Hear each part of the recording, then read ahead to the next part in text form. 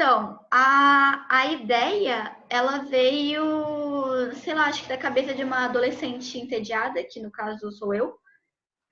E a quarentena meio que veio assim num boom. Eu acho que parte de mim queria tipo aproveitar esse tempo para poder tipo conversar com pessoas que eu sempre quis conversar assim,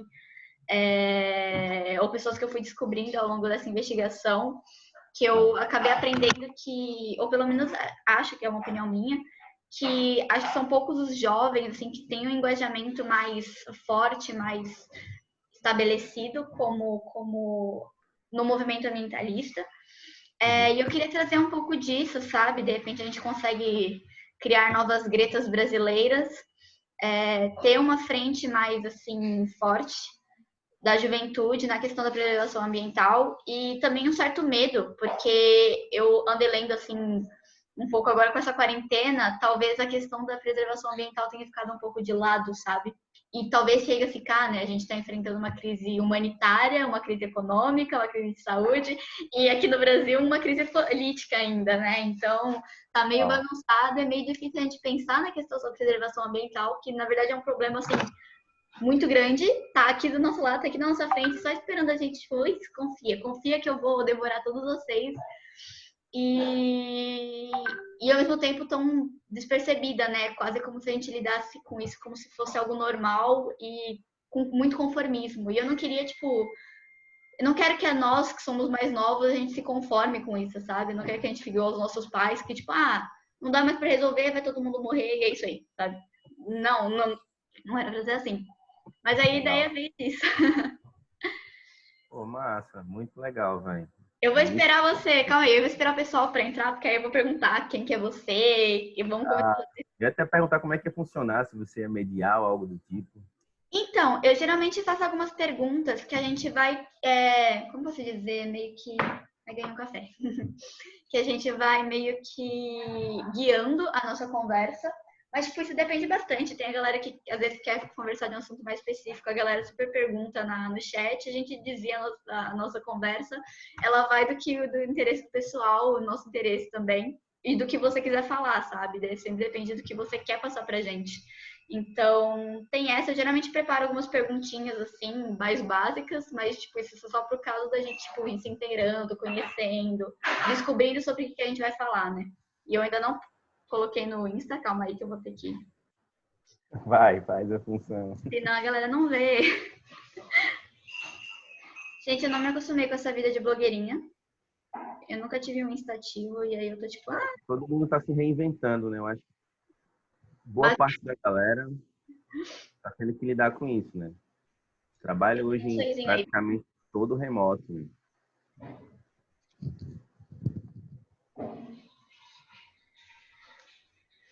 Deixa eu voltar aqui.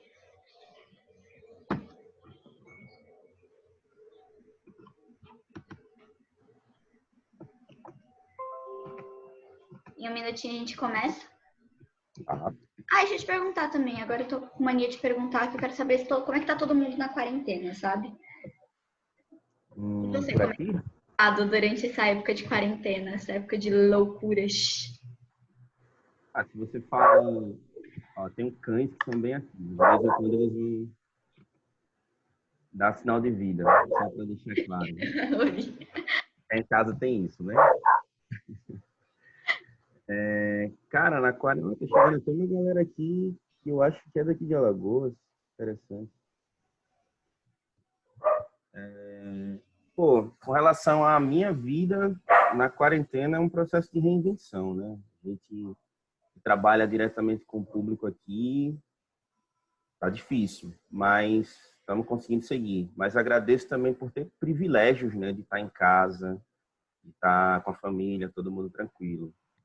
O meu maior sofrimento, na verdade, é pelos outros, né? Porque as comunidades em si, o que é dito na mídia reverbera de uma maneira muito negativa na base. Então, tem muita gente que não está considerando a importância no que está acontecendo. Tem muita gente, muitos jovens principalmente, querendo fazer luau, querendo pegar uma praia, continuar o racha no final de semana. E isso não mudou aqui no nosso estado. Eu moro em Alagoas, né? Então, a gente ainda vê boa parte da galera circulando Eu acho que quando estava rolando aquele monitoramento do governo federal com relação aos smartphones, né? Eu acho que a gente estava entre os estados que menos se isolou, para você ter ideia. E estamos entre os extremos aqui, porque Recife está numa crescente já, né? Pernambuco já está num processo grande de disseminação do vírus. Alagoas nem tanto ainda, mas a cada novo dia são novas pessoas que estão morrendo, novos casos acontecendo, então estou preocupadaço com isso.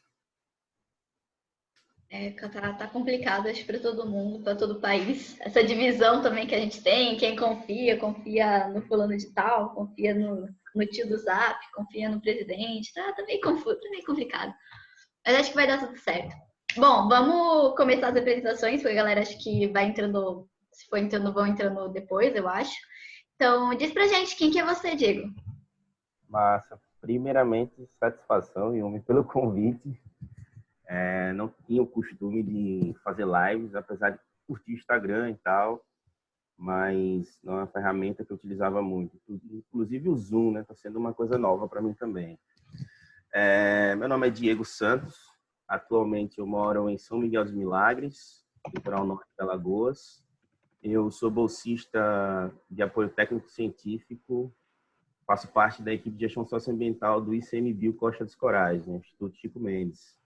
Então, a gente trabalha aqui na unidade de conservação que vai de Maceió, capital alagoana, até Tamandaré, que é a zona da Mata Sul, em Pernambuco. São 12 municípios, são 120 quilômetros de praia para tomar conta, junto com 40 comunidades pesqueiras e várias outras coisas que a gente vai falar no decorrer do papo. Mas esse sou eu, resumidamente. E você pode apresentar para a gente o que é o Instituto Chico Mendes? Tá, tinha até preparado aqui uma... Ai, Tá tudo pronto já, eu acho que tem um esqueminha aqui pra gente conversar. Pode ser? perfeito, perfeito. Vamos lá, então.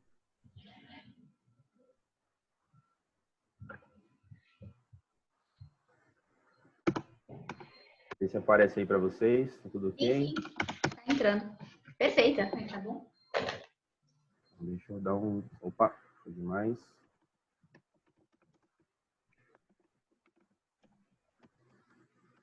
Já me apresentei, então isso aqui eu posso passar.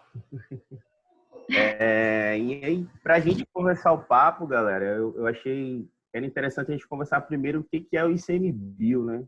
Falar sobre essa autarquia federal que tem uma importância gigantesca para o nosso país e de onde ele surgiu, né? Então, baseado nisso, a gente tem algumas informações, como já falei. O que é autarquia federal, né? Para ficar claro para todo mundo. Isso quer dizer que é um órgão que tem autonomia, ele tem poder de administração, ele tem um protocolo próprio, ele tem funciona como a Polícia Federal, teoricamente. Ele tem autonomia para lidar com a gestão dos recursos naturais. Ele é vinculado ao Ministério do Meio Ambiente, então a gente trabalha em conjunto com o IBAMA e várias outras instâncias dentro do Ministério do Meio Ambiente. E a função principal do ICMBio é fazer a gestão das unidades de conservação, que a gente também vai falar sobre isso mais na frente. Esse órgão ele é novo comparado a muitos como o IBAMA, que é mais antigo. Ele foi criado em 2007, né? E a gente é responsável, quando se fala em território nacional, por cuidar de cerca de 168 milhões de hectares de unidades de conservação federais. Então, é muita coisa para pouca gente que está em campo, inclusive. Dentro das unidades de conservação, no Brasil, a gente atualmente tem cerca de 2.000 unidades espalhadas pelo território nacional. Então, só que essas 2.000 unidades são unidades a nível municipal, a nível estadual e as federais. Então, o ICMBio ele toma conta, na verdade, só das federais. Tá tranquilo? Então, se a gente fosse trabalhar em porcentagem, isso é o que vale a 18% do território continental do país e cerca de 26% do território marinho, galera. E ele nasceu com uma missão muito ousada e que vai demorar bastante tempo para a gente conseguir concretizá-la diante do nosso cenário político, principalmente. Que é proteger o patrimônio natural e promover o desenvolvimento socioambiental. Só para ficar claro para todo mundo o que é o ICMBio. E aí, quando a gente parte para a unidade de conservação, que é uma outra temática, não tão recente no país, a gente já vem trabalhando com essa temática lá desde os anos 30, na verdade. E uma das primeiras unidades de conservação que foram criadas foi o Parque Nacional de Itatiaia, no Rio de Janeiro, por exemplo. E aí vocês podem até estar pensando, pô, mas foram criadas unidades de conservação e não tinha ICMBio ainda. De fato, ICMBio não existia. Existia uma outra instituição chamada IBDF, que era tipo os primórdios do IBAMA, vamos falar assim.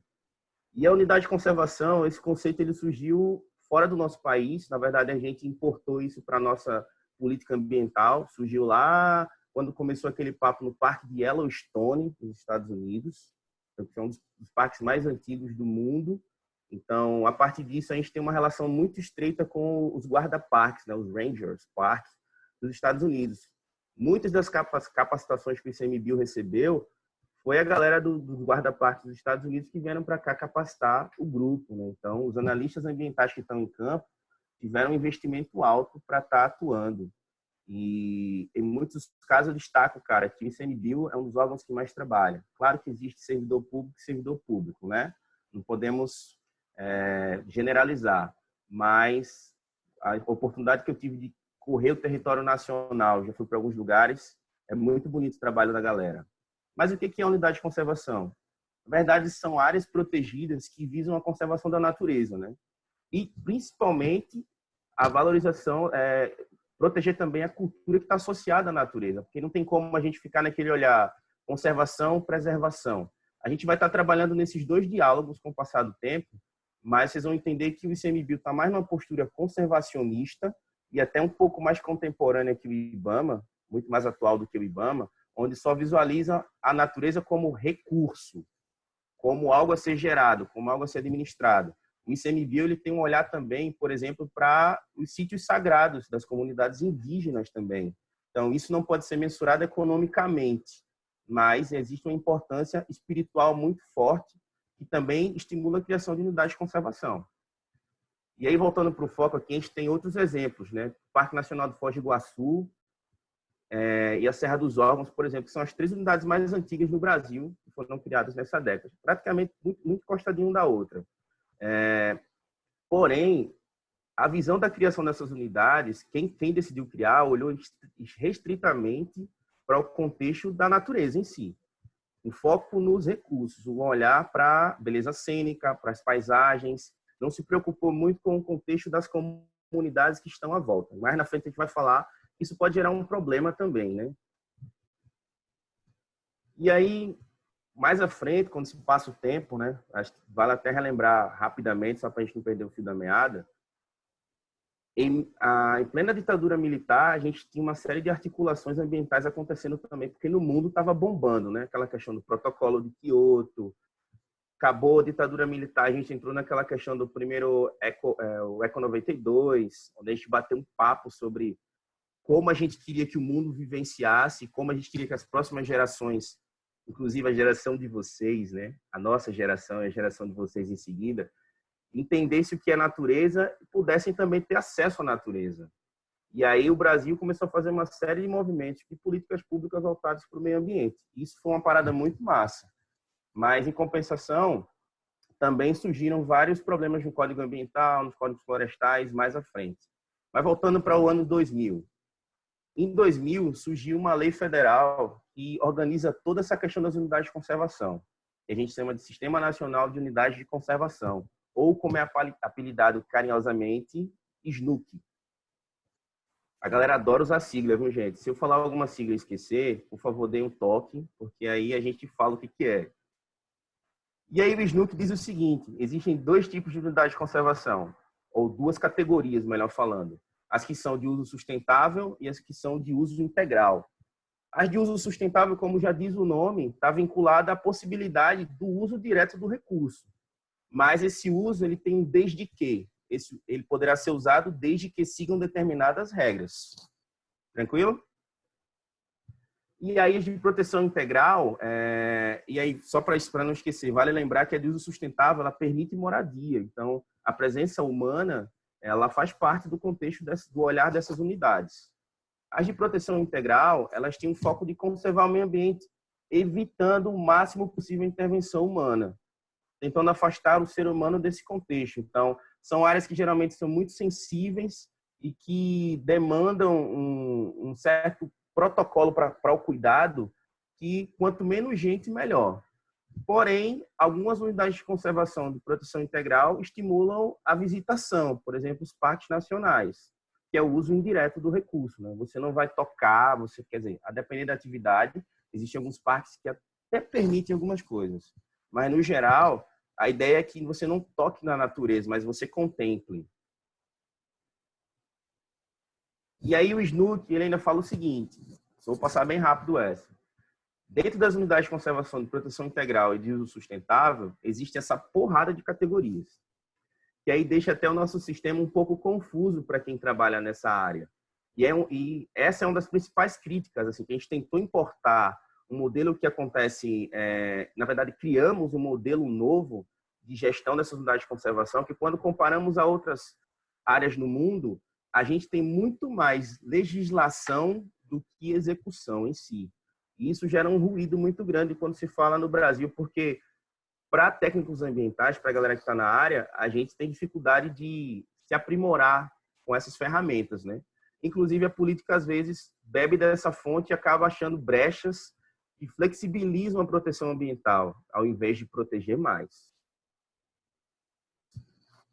E aí, esse é um dado de 2016, eu falei lá atrás que existem cerca de 2.000 unidades de conservação. Em 2016, a galera tinha contabilizado cerca de 1.287 unidades de conservação naquele esquema, municipais, federais e estaduais. Olha aí o pulo que deu, 4 anos para frente, a gente já está com 2.000. Isso é uma faca de dois gumes. Criar novas unidades de conservação não quer dizer totalmente que é um movimento positivo, porque criar sem foco, sem objetivo, gera conflito. E isso pode gerar conflitos muito ferrenhos se a gente olhar, por exemplo, para o norte do país, quando a gente olha para a região amazônica, que está sendo um dos focos até do próprio governo atual, a gente está vendo quer dizer, está vendo não, porque a mídia não mostra, mas a gente está ouvindo, está recebendo informações de vários conflitos entre comunidades indígenas, os grileiros, os garimpeiros ilegais. Então, tem muita coisa acontecendo que está fora do radar da grande mídia, por exemplo. E até é triste falar isso, mas a gente tem um sistema interessante, concreto no papel, mas quando parte para a execução, ele põe também em risco, às vezes, a depender de como ele é manipulado. Tranquilo? E aí, as unidades de conservação, se a gente seguir o caminho ideal, ela não pode ser criada de qualquer maneira. Ela tem que ser criada a partir de um olhar para, primeiramente, de fato, a gente vai estar vinculado a uma característica ambiental, na maioria das vezes. Porque existem unidades de conservação que podem ser criadas, como eu falei, por um olhar de um sítio sagrado, por um território indígena sagrado. A comunidade pode querer transformar essa região numa unidade de conservação também. Mas quando a maioria do caminho no Brasil é muito focado com relação à natureza em si. Então, geralmente você vai olhar os atributos que aquela área tem. Ela tem ambientes sensíveis, tem ambientes ecologicamente muito importantes para a subsistência de comunidades, para a sobrevivência de outros. É possível gerar emprego, renda a partir disso, ou já existe um modelo de renda a partir disso. Então, são coisas que os técnicos, quando no caminho ideal, devem observar de cara isso. E, por outro lado, também o ideal é perguntar à comunidade que está ao redor da unidade de conservação. Algumas unidades na história do Brasil foram criadas sem perguntar nada. Simplesmente fizeram voos aéreos de helicóptero ou de aviões, fotografaram e disseram que aquela área ali tem que ser uma unidade de conservação. Isso aconteceu no passado. E a gente está hoje lidando com vários conflitos por conta disso. Mas, olhando para o caminho ideal, a comunidade tem que estar ciente. Deve rolar consultas públicas, a gente tem que bater um papo com cada setor e ver o que eles acham disso. E se eles não aceitarem, o ideal também é que a gente tente criar meio termos. Porque o ICMBio em si ele tem a função de gerir essas áreas. Mas ele também tem que entender que não dá para proteger se a comunidade não abraçar a causa. E é uma coisa que no caminho ideal a gente tenta seguir nessa linha de raciocínio. Como eu falei e repito, gente, isso é o ideal. Se vocês forem estudar o histórico das unidades de conservação no Brasil, vocês vão ver que nem todas foram criadas com esse olhar, beleza? E aí, dentro das unidades de conservação, a gente tem um plano de manejo, que é um documento que é o coração da unidade. Ele é a raiz, na verdade. Dentro desse documento tem que ser dito e constituído o que pode ser feito naquela área e o que não pode ser feito. Então, o plano de manejo ele é o livro sagrado da unidade de conservação, literalmente dessa maneira. O problema é que algumas unidades de conservação foram criadas antes do plano de manejo. Então, a gente tem unidades que foram criadas sem esse norte e aí acabou, na verdade, gerando mais problema do que solução. Mas isso é um histórico que a gente está conseguindo vencer aos poucos agora. Quer dizer, estamos tentando. E aí a gente olha para a nossa região aqui. Eu tenho a oportunidade de trabalhar nessa área de proteção ambiental Costa dos Corais. Ela é uma unidade de conservação de uso público, então, de uso sustentável, aliás. Então, a gente pode morar aqui perto, a gente pode usar os recursos desde que a gente siga os determinados regramentos. Ela foi criada em 1997 e não é uma unidade pequenininha, galera. A gente tem cerca de 406 mil hectares para tomar conta, distribuídos em 12 municípios, entre Alagoas e Pernambuco, e que isso faz uma ligação, se a gente for seguir em linha reta, cerca de 120 quilômetros de praias conectadas. Então, é uma grande responsabilidade a gente estar dialogando com as comunidades, com o poder público, para manter a integridade dessa área aqui. Essa unidade de conservação, ela foi uma das primeiras a serem criadas no Brasil, com um olhar para a questão dos recifes de corais, que é um ecossistema importantíssimo quando se fala em geração de renda, quando se fala na pesca artesanal, quando se fala do turismo e quando se fala também em conectividade, né? O oceano, ele é saudável porque também existem os recifes de coral. E a gente vai falar de outro bioma mais na frente que é super importante também. Essa unidade também é pioneira na reintrodução e monitoramento de peixes-bois marinhos. Então, no nosso território, a gente teve a sorte ainda de termos a presença desse animal em vida livre. Temos animais selvagens em vida livre.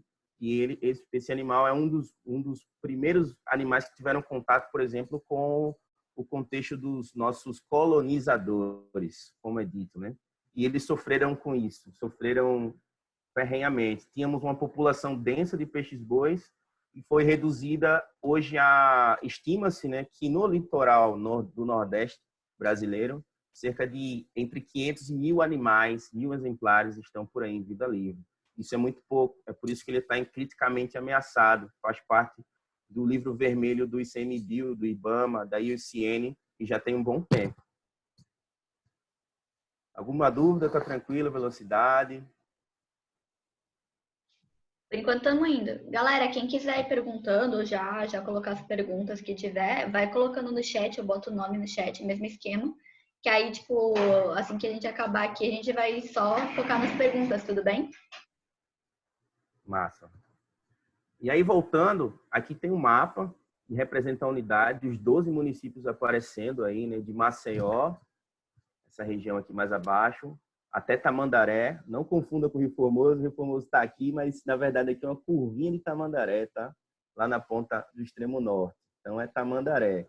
São esses 12 municípios que a gente toma conta. Esse aqui é o shape da unidade, que a gente chama tecnicamente falando, e diz realmente onde começa, mais ou menos, aonde termina e até onde vai mar adentro, né? Essa unidade ela começa dos manguezais, no continente adentro, e vai até a região que a gente chama de Quebra do Talude, se a gente for falar tecnicamente. Os pescadores chamariam essa região aqui de paredes. Então, são essas duas vertentes aí.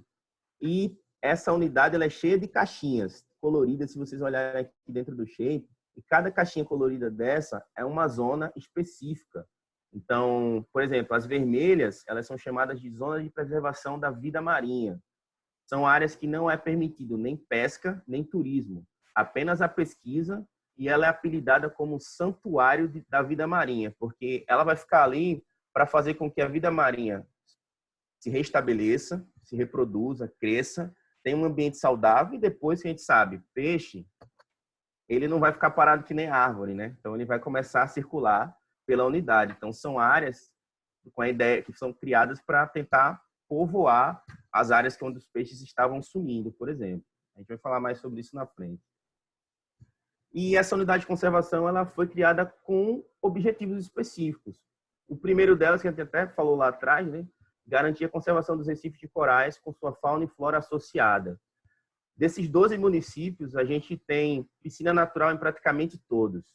Para quem não visitou uma piscina natural ou não sabe o que é uma piscina natural, são áreas que são formadas naturalmente pela aglomeração de corais. Geralmente, existe a formação rochosa por baixo, né, que é formada geologicamente pela sedimentação de material orgânico que vem dos rios, pela própria consolidação de movimentos geológicos que aconteceram no passado. E o coral ele cresce em cima desse substrato e vai criando colônias. Então, essa área, além de ser riquíssima em cores, acaba tendo uma quantidade de vida muito abundante. Então, é um ecossistema muito importante. Quando se fala, outro objetivo é manter a integridade do hábitat e preservar a população de peixe-bois marinhos. Como eu falei lá atrás, nem vamos ter muito tempo a isso. É tentar preservar o animal, mas também um olhar para onde ele reside, né? Então, o peixe-boi ele tem o hábito de estar transitando entre a foz do rio, as fozes dos rios, né? Assim como também ele vai até os corais, ele vai até os recifes, que geralmente os pescadores iam chamar essa região de mar de dentro, é até onde as ondas batem nas pedras lá fora. Então, esse animal está transitando entre essa área. Então, proteger o peixe-boi é proteger também o manguezal, o recife de coral e outros ambientes que estão ali nesse meio de campo, né? Aí já tem outra aqui para deixar evidente. Proteger os manguezais é um outro objetivo. O bioma manguezal, a gente já viu vários artigos científicos falando que é um berçário, né? Ele é responsável por abastecer boa parte do que a gente consome de pescado do mar. Então, vários animais saem do alto mar, entram no manguezal para reproduzir ou fazem um movimento contrário. Saem do rio, vão para o mar, reproduzem no mar e voltam para o manguezal. Isso também é um movimento possível de ser visualizado. Porém, é um dos ambientes que mais sofre mais pressão por conta da presença humana.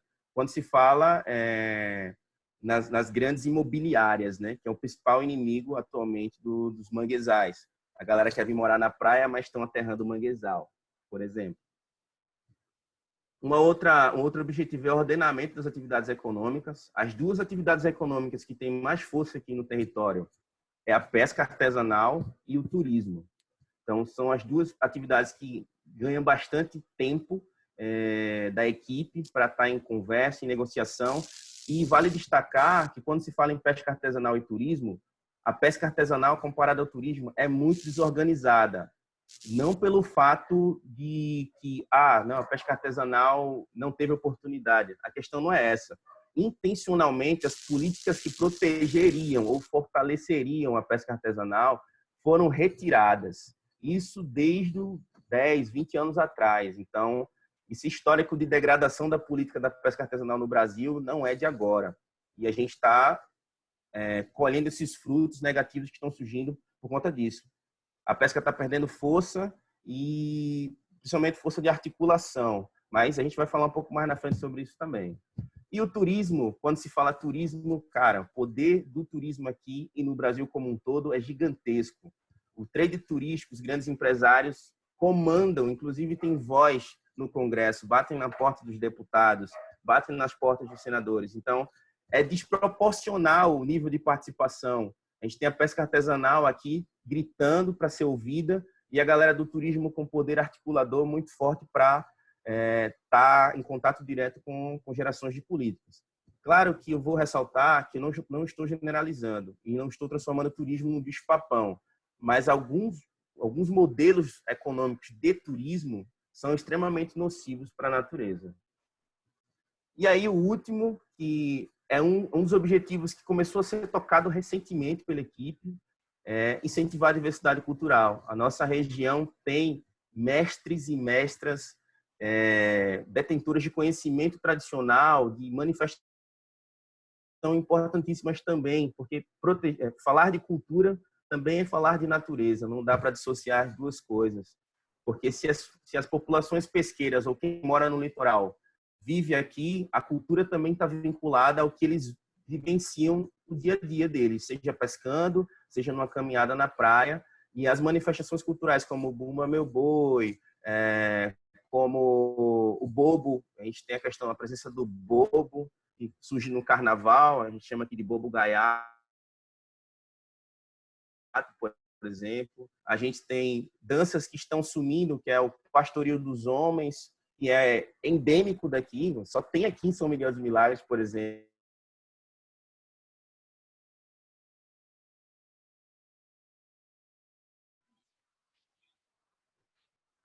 Diego, acho que deu uma cortada no teu áudio. Não sei se é a conexão.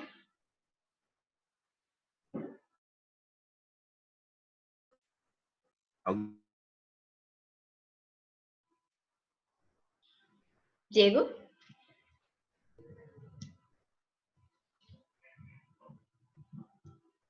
Ih, Não, acho que caiu mesmo, hein? não, tá aí, voltou. Vai voltar? Voltou. Só não tô mais te vendo. E caiu a apresentação. Tenta compartilhar de novo. Acho que foi conexão da internet.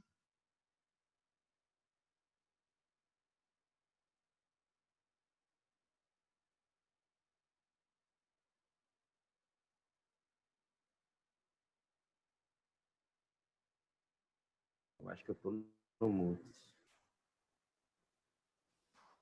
Peraí. Vou tentar de novo. Será que vai agora? Dá pra ver, dá pra ver. Beleza. Eu acho que deu para pegar o fechamento, questão do incentivo da diversidade cultural, ou não. Posso seguir? Pode? Beleza. E aí, algumas fotos para ilustrar, né? Esse animal simpático, que é morador daqui. Então, temos alguns em vida livre, outros que foram reintroduzidos, que a gente também vai falar um pouco mais na frente. A presença dos corais. Essa aqui é uma espécie também só encontrada no Brasil, né? Muscimilla hart, que é o coral cérebro, assim chamado por aí também. E a presença dos meros, né? Que são esses animais belíssimos também, que geralmente ficam vinculados aos cabeços, né? As regiões pesqueiras, pedras, os recifes de coral mais profundos. E estão protegidos há muito tempo também, antes até da criação dessa área. E aí a gente tem uma série de desafios diante do que a gente acabou de falar, né? A área de produção ambiental Costas Corais, ela tem que garantir a conservação dos recifes de coral, por exemplo, mas a gente enfrenta diretamente o turismo desordenado em algumas regiões. Isso é um problema sério, porque quando o operador não segue as regras e começa a entrar no contexto da pirataria, ele também acaba se desleixando com relação aos cuidados com o ambiente. Então, tem o pisoteio dos corais, que é um impacto muito grande. Quando a gente para pensar, mas um pescador ir pisando no coral até a pedra, também é um impacto. Sim, é um impacto. Mas todos os dias, aquela área receber cerca de 1.700 pessoas, todos os dias de maré boa, multiplica o tamanho do impacto. Então, a gente tem que ter esse cuidado direto. E os recifes de coral ele já vem sofrendo no contexto mundial, né? A gente tem as mudanças climáticas, a acidificação dos mares, o aquecimento das águas, que já vem gerando o fenômeno de branqueamento dos corais, que já é um problema sério no mundo todo, a gente enfrenta aqui também. Ainda temos que lidar também com a questão dos impactos que as atividades geram nesses ambientes. Então, a gente faz monitoramento do impacto da visitação, a gente tenta acompanhar e também capacitar os operadores de turismo para tentar fazer uma atividade menos impactante possível, mas ainda é um grande desafio, porque quando a gente fala em operadores, só cadastrados no ICMBio daqui são 780, fora aqueles que já entraram, porque vai abrir uma nova chamada de cadastro em breve, e a gente acha que vai entrar em mil quebrados em breve. Então, a gente tem que ter esse cuidado também. E aí, outro desafio, né, que é manter a integridade do hábitat. Esse animal, cara, ele já sofreu há muito tempo, já vem sofrendo há muito tempo. Sua população foi praticamente dizimada. Quando se fala no período colonial, ele virou foco da caça, caça recreativa, vamos falar assim, dos colonizadores da região. Então, tem várias fotos, se vocês olharem na internet, ilustrações, na verdade, desses animais, vários abatidos na beira da praia. No passado, ele era caçado, sim, por comunidades nativas daqui, né? Que é o exemplo dos caetés, que eram os primeiros povos que habitaram aqui o litoral alagoano. Então, eles sim consumiam, mas é todo um modelo diferenciado, né? É um animal que alimentava uma aldeia por 1 ou 2 dias. São animais que crescem bastante, chegam a próxima 4 metros, chegam a pesar quase 600 quilos. Então, são animais robustos. Mas, ao mesmo tempo, têm uma personalidade e características muito sensíveis. Eles são extremamente curiosos. Isso é um problema. Porque, quando ele está presente, ele quer interagir. Então, se ele ouvir barulho, se ele tem uma sensibilidade aguçada ao toque. Se você olhar nas fotos, ele tem uns pelinhos aqui na cara, mas esses pelinhos também estão espalhados pelo corpo. Não dá para ver direito. E esses pelinhos aumentam a sensibilidade dele ao tato. Então, quando ele encosta em alguma coisa, ele fica se roçando ali, vai para lá, para saber o que é, que sensação é aquela. Então, a gente que trabalha com ele há um tempinho, às vezes fica pensando, pô, se ele está se roçando tanto, deve ser bom, né? Deve estar sendo bom. Enfim. Mas esse animal, depois que os anos se passaram, mais à frente, ele também sofreu com a questão do Brasil operário, né? Aquele período. Ele era caçado ainda e o couro dele, que é muito resistente, era utilizado para engrenagens nas grandes indústrias, né? Colocavam engrenagem para fazer o movimento de rotação. O que hoje a gente tem, fivelas de borracha ou material de borracha. Antigamente, o pessoal no litoral chegou a utilizar a pele desse animal. Em Barreiros, por exemplo, tem registros históricos disso também. E usavam também da gordura, né? A gordura não só dele, mas como dos cetáceos, as baleias, os golfinhos, que era uma gordura extremamente utilizada como um combustível, e aí para a produção de, enfim, alimentar o lampião, alimentar, enfim, para queima, né? Geração de óleo. Então, esse animal sofreu. E hoje aqui a caça dele é proibida, já tem um bom tempo, mas o peixe-boi amazônico, que é um parente muito próximo, ainda tem a caça permitida lá. Não que isso seja totalmente um problema, porque lá eles estão criando modelos de manejo para essa caça, porque são comunidades que sobrevivem dele ainda. Mas voltando para o litoral, atualmente o principal problema desse animal é lidar com o ser humano. O turista sobe em cima dele, o turista quer tirar foto. Quer falar? Di, desculpa te interromper, é que a gente tem, tipo, menos de 1 minuto agora, porque tá acabando o nosso tempo, e o Zoom tem aquele problema de 40 minutos ele fecha, né? E aí eu queria te perguntar se eu posso fechar essa sala, e aí a gente só clica no mesmo link, a gente só clica no mesmo link, e aí a gente aparece aqui de novo, finge que nada aconteceu e continuamos, tudo bem? Fechou, então. Claro. Eu vou fechar essa sala aqui e eu vejo vocês em menos de alguns segundos.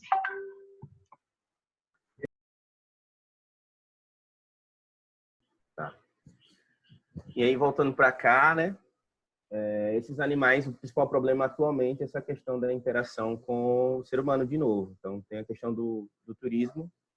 A gente ainda enfrenta um grande desafio porque o ICMBio em si, institucionalmente falando, se comunica muito mal. A gente tem uma série de barreiras institucionais que às vezes dificultam a nossa liberdade de utilizar modelos mais gerais para comunicação, né?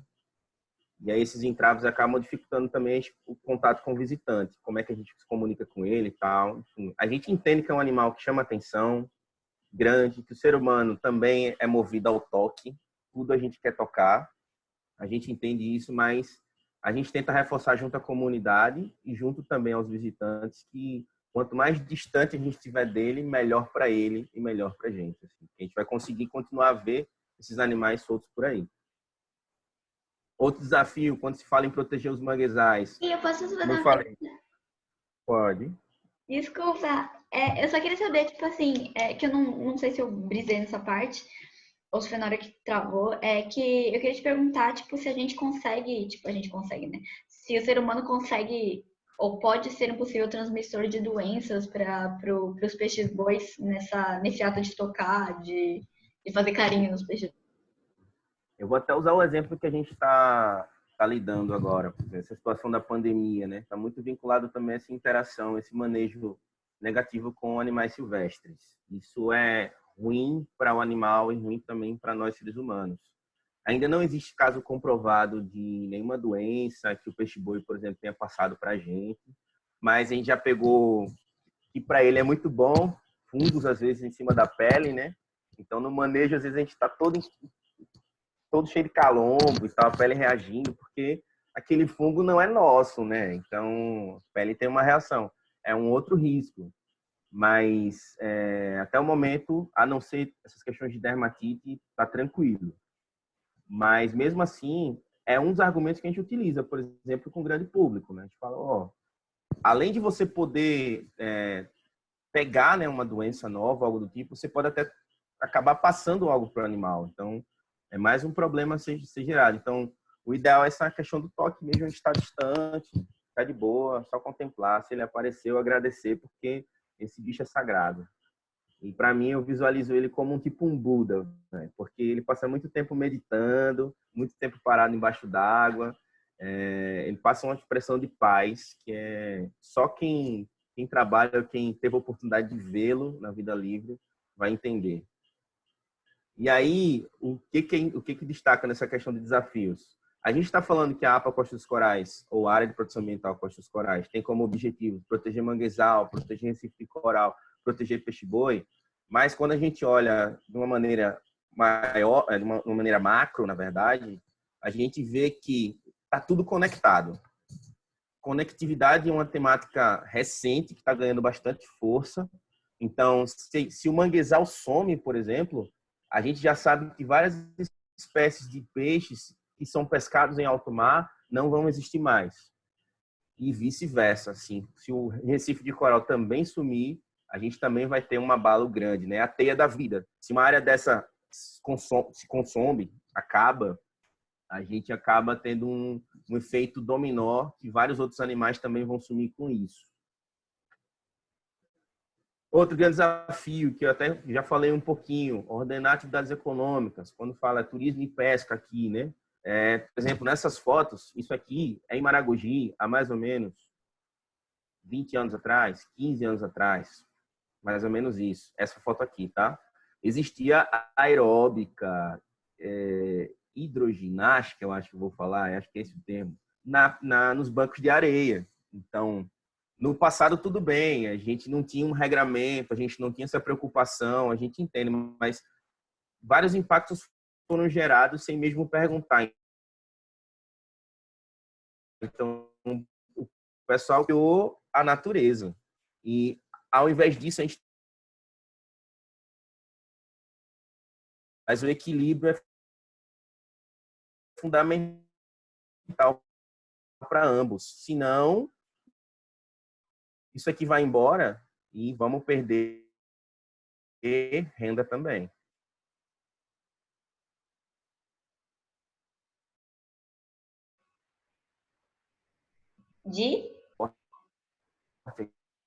Tá dando uma cortadinha de novo. Tá ouvindo? Tô te ouvindo, não tô te vendo só, mas dá pra continuar. A gente tá vendo a tela.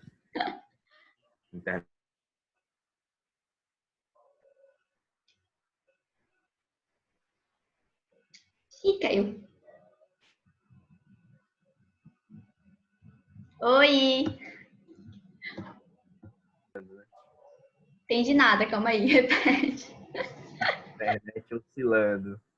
É normal, conexão é assim mesmo. Hoje é um dia que tem uma galera fazendo live também. Tá todo mundo fazendo live. Quarentena todo dia de live, né? Nunca vi. Né? Vamos voltar para cá. Cadê? Então, retomando.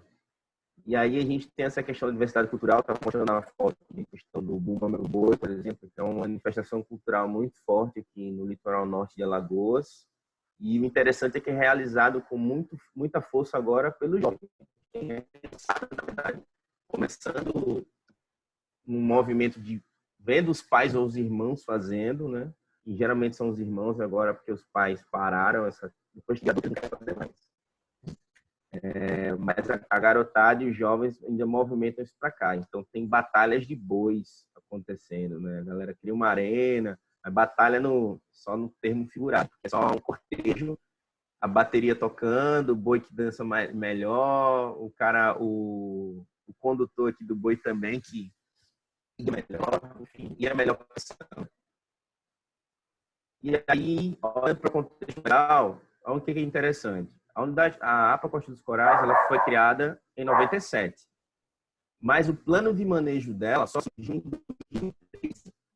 Então, foi aquilo que eu falei lá no início.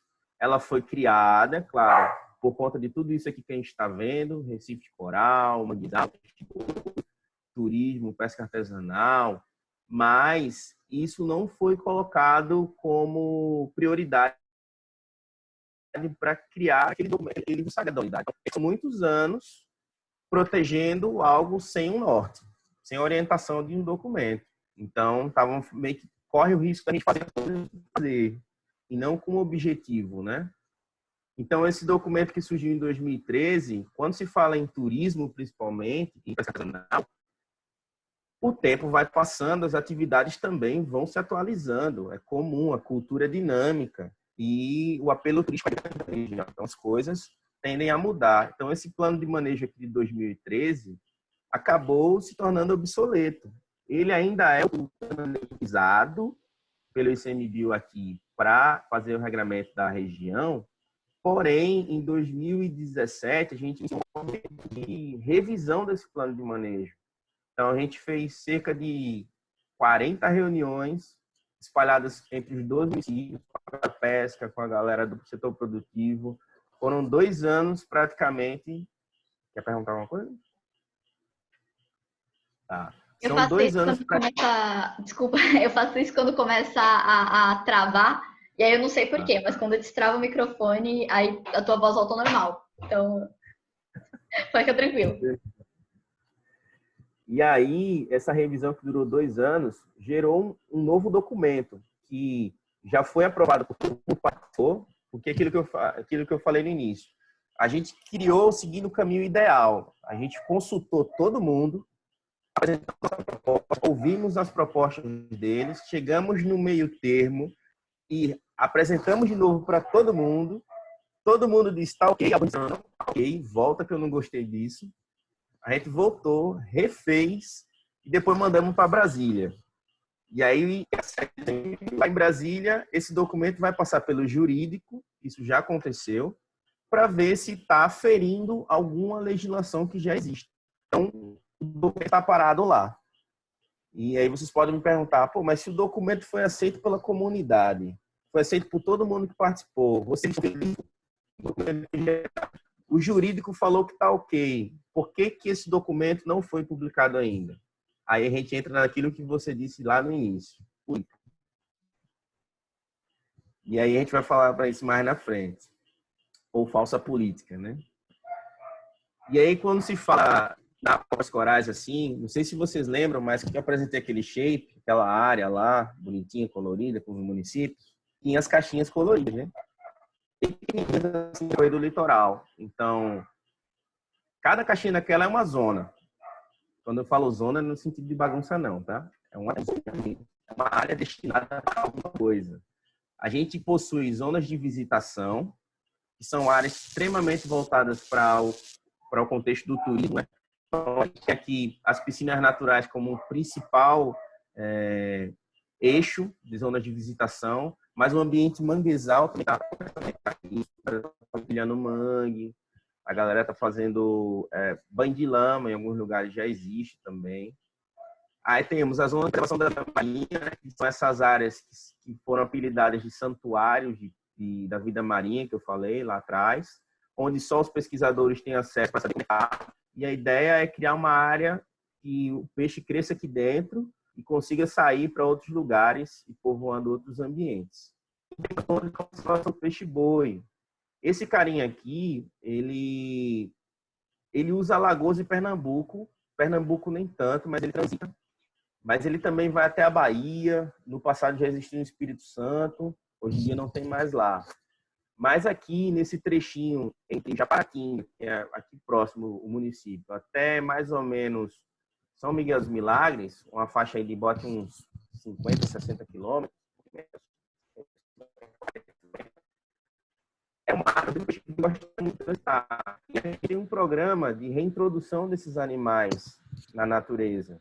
Eu vou falar também um pouquinho mais na frente. Então, esses animais que são reintroduzidos, utilizando muito essa área, pelos rios, pelos manguezais que ainda estão conservados, pelo fato dos corais que também eles estão conservados, especificamente aqui. Então, acabou criando uma área específica para eles. E aí, quando fala na equipe do ICMBio, aqui, Costa dos Corais, o que a gente se separa em áreas temáticas. Está todo mundo junto em prol da região. Mas, para ficar muito mais tranquilo, a gente separou para trabalhar com área temática. Essa é uma das áreas temáticas, pesquisa e monitoramento e manejo, por exemplo. Temos analistas ambientais e técnicos junto pesquisadores das universidades federais, das faculdades, dos institutos federais que trabalham em parceria com a gente, desenvolvendo pesquisa para entender como é que está a Costa dos Corais. Então, essa galera aqui, por exemplo, faz expedição de mergulho. Mesmo movimento que a gente fazia as 40 reuniões, quer dizer, publicou não, está para ser publicado, oremos, por favor. Junto com as reuniões eram realizados também movimentos de expedição de mergulho, expedições de mergulho. Então, o pessoal, a comunidade dizia, essa área aqui é o Santuário da Vida Marinha. Então, semana seguinte, na melhor maré, a gente ia com a equipe de expedição, caía lá, mergulhava, encontrava lá, e às vezes voltava com algo positivo, pô, verdade, tá valendo, é importante. Ou às vezes assim, pô, não, assim, vamos perguntar de novo para a comunidade para ver se elas indicam outro local. E aí, dentro desse programa, também, dentro dessa área temática, está o programa Peixe Boi. E, na verdade, é um projeto de parceria com o Brasil. Então, a gente tem...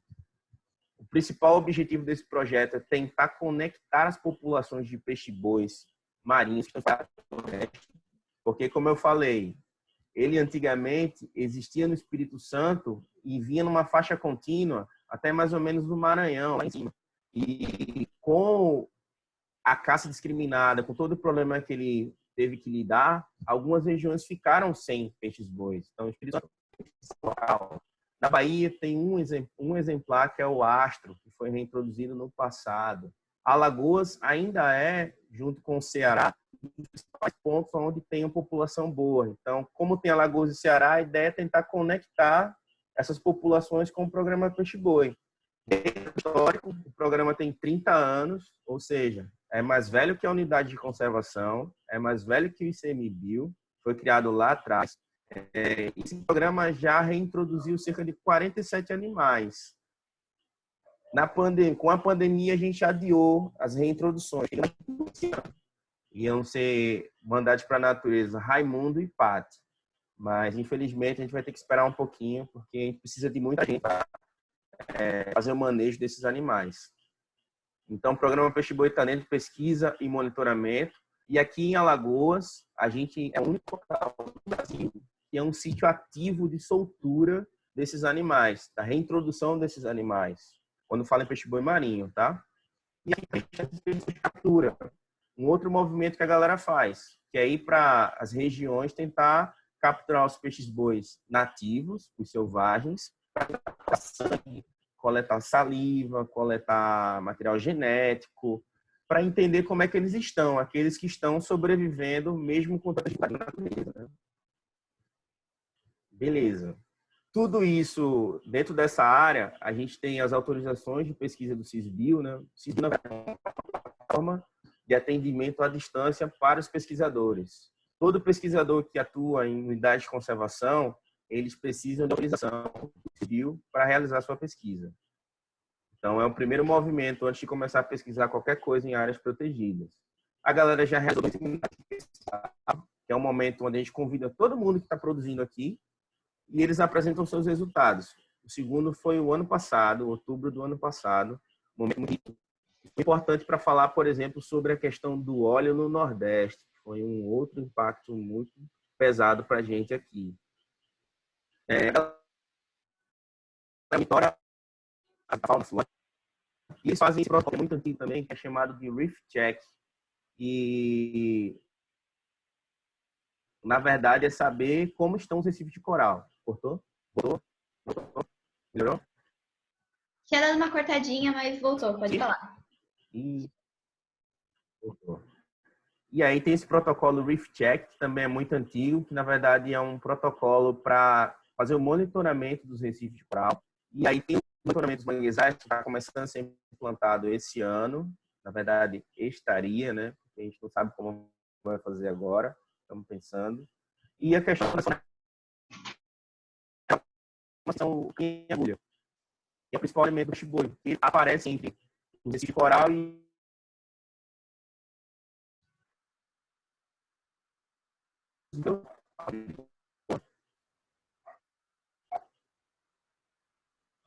Di, tá cortando um pouquinho.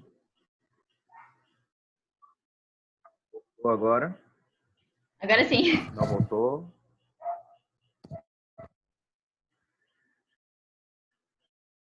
E aí, falando da nossa área agora, a gente tem a equipe que eu trabalho, que é a gestão socioambiental. A gente trabalha especificamente... Parou? Voltou?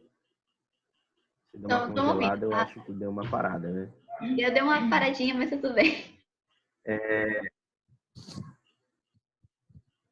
A gestão socioambiental, ela, na verdade, é o eixo onde o ICMBio se comunica com a comunidade, se comunica com o público, no geral. E não é só uma comunicação por si, é um movimento onde somos munidos de informação sobre o que está acontecendo no território, assim como também nos comunicamos com relação às políticas que estão sendo criadas de Brasília para cá. No fluxo ideal, a gente é responsável por fazer esse movimento de construção aqui na base, de ações políticas, de documentos, para tentar se comunicar com Brasília.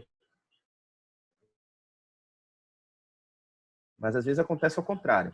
Então, para isso, a gente tem, por exemplo, o que a gente chama de conselho gestor da APA, que são pesquisadores, que são pescadores, pescadoras, representantes dos setores que estão no território, que falam e conversam com a gente, que trazem problemáticas, que ajudam a equipe a construir junto também. Porque, não, como eu falei, você me viu lá atrás, não dá para proteger algo se a comunidade ou se quem está aqui não se envolver. Será um esforço muito grande para a gente ficar nesse eixo. Esse conselho foi criado em 2011. A gente já vai para a 34ª reunião em breve, quando essa pandemia passar. Esse conselho já passou por 4 capacitações, já teve 2 intercâmbios. Então, conselheiros foram levados para outras unidades de conservação para entender como os trabalhos acontecem em outros locais do Brasil.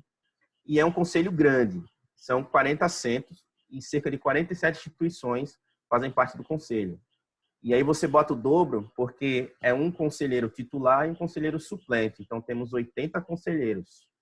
E geralmente acontecem 3 reuniões por ano, com exceção quando eles convidam, quando eles convocam uma reunião, né? Acontece uma extraordinária.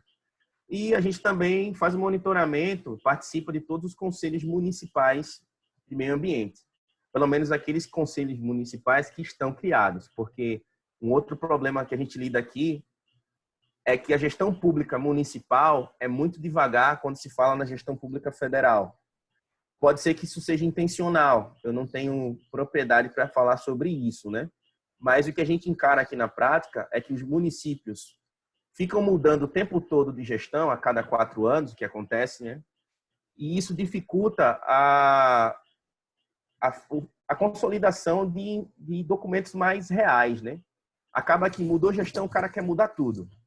A gente tem que iniciar do zero, tudo de novo. E aí isso a gente vem lidando com bastante dificuldade, né? Outros movimentos que a gente fez aqui dentro, a gestão socioambiental foi a Rede de Mulheres da Pesca Artesanal. O ano passado a gente começou esse projeto lindo e, na verdade, é um momento e um espaço para a mulherada da pesca se expressar e trazer também suas angústias, mas também um olhar para o futuro, né? A gente identificou várias coisas difíceis de lidar quando se fala na violência contra a mulher e quando se fala também na invisibilidade das pescadoras dentro do sistema da pesca artesanal, dentro da política voltada para a pesca artesanal.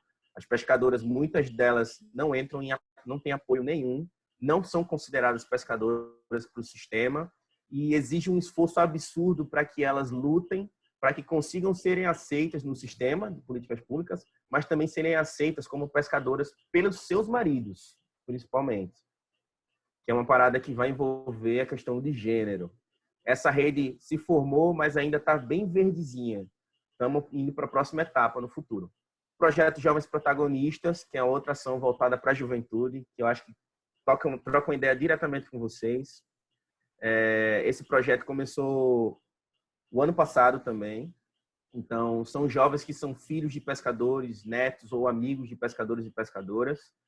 E a metodologia do projeto os jovens escolhem os temas que eles querem tratar. Enfim, é ele, né? Escolhem os temas e esses temas são trabalhados com oficinas lúdicas. Então, a galera tem vida marinha, por exemplo, aqui na foto. Ou melhor falando, ecossistema marinho costeiro. A gente trouxe um palestrante para falar sobre essa área, mas eles escolheram a música para tratar do ecossistema. Então, a gente convidou uma dupla de coco de roda daqui, mestre de coco de roda, para compor músicas de ecossistemas costeiros com os jovens. E assim a gente vem seguindo em todos os encontros, né? Infelizmente está parado também por conta da pandemia, mas vai começar as lives deles, vou passar para vocês aí também, para vocês acompanharem. Outro projeto, o Guardiões do Peixe-Boi. Esse projeto também é recente, é voltado mais para a galerinha daqui de Porto de Pedra e São Miguel dos Milagres, a gente está tentando expandir. Foi treinado um grupo de voluntários para trabalhar diretamente com a criançada do sexto ao nono ano, né? Fundamental 2. Então, essa galerinha faziam várias oficinas com a dinâmica do pertencimento, onde a gente trazia materiais que remetem à memória dessa criançada. Coisas que eles viram com os pais deles, coisas que eles viram com os avós. E a gente se surpreendeu com os relatos. Apesar de serem muito jovens, eles trouxeram um olhar para a região que deixou toda a equipe impressionada, porque a gente geralmente não costuma perguntar aos jovens ou perguntar à criançada o que eles enxergam. Isso é uma coisa que a gente está até tentando melhorar nesse contexto. O público jovem, às vezes, é deixado um pouco de lado.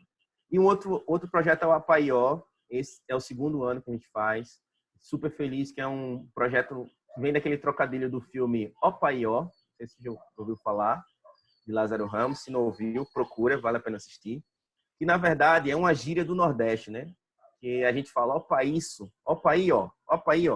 Tipo, olha para isso. Essa é essa gíria. Então, o Apaió é a APA, né? A área de produção ambiental. E, ó, olha para a APA aí. É esse trocadilho. Então, a gente faz uma série de oficinas convidando os mestres e mestras das manifestações culturais para se apresentar com a gente.